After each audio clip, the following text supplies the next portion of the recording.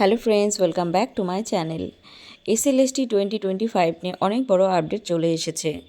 তোমরা যদি চ্যানেলে নতুন হয়ে থাকো অবশ্যই কিন্তু চ্যানেলটিকে সাবস্ক্রাইব করে বেল নোটিফিকেশান অন করে দিও এরকম শিক্ষামূলক ভিডিও সবার আগে তোমাদের মোবাইলে দেখার জন্য। আর ভিডিও ভালো লাগলে লাইক করতে ভুলো না, তোমাদের এক একটি লাইক অনেক বেশি মোটিভেট করে পরবর্তী ভিডিওগুলো তৈরি করার জন্য। তো বন্ধুরা, যে টপিকে ছিলাম, বর্তমানে কিন্তু এসএলএসটিতে যারা 11-12 আছো তারা কিন্তু অবশ্যই কিন্তু কাউন্সেলিংয়ের জন্য নোটিফিকেশানের জন্য অপেক্ষা করছো। তো তোমাদের কাইন্ডলি জানিয়ে রাখি, অবশ্যই কিন্তু নোটিফিকেশান বেরোচ্ছে সামনেই।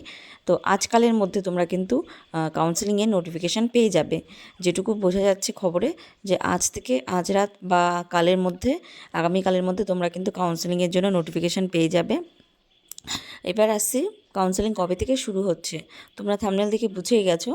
তো মোটামুটি আইডিয়া করা হচ্ছে বা যেটুকু পাকা খবর, যে 24 আর 25শে ফেব্রুয়ারি কিন্তু কাউন্সেলিং শুরু হচ্ছে। তো কাউন্সেলিং যে শুরু হবে সেই বিষয়টা তো পাকা হয়ে গেল 24-25 তারিখে, কিন্তু এখন বিষয়টা হচ্ছে কাউন্সেলিং কি একবারে সব সাবজেক্টে শুরু হবে নাকি ধাপে ধাপে হবে।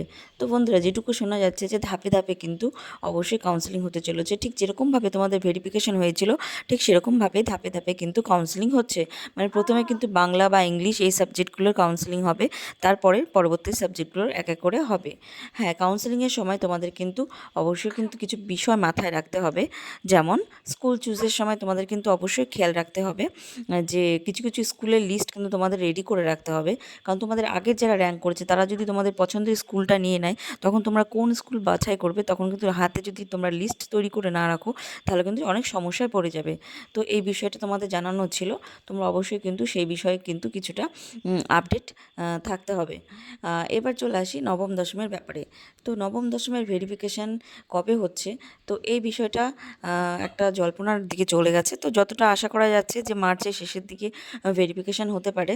আর যদি মার্চের শেষের দিকে না হয় লাস্ট উইকে, তাহলে কিন্তু অবশ্যই ইলেকশনের পরেই কিন্তু নবম দশম ভেরিফিকেশান হবে।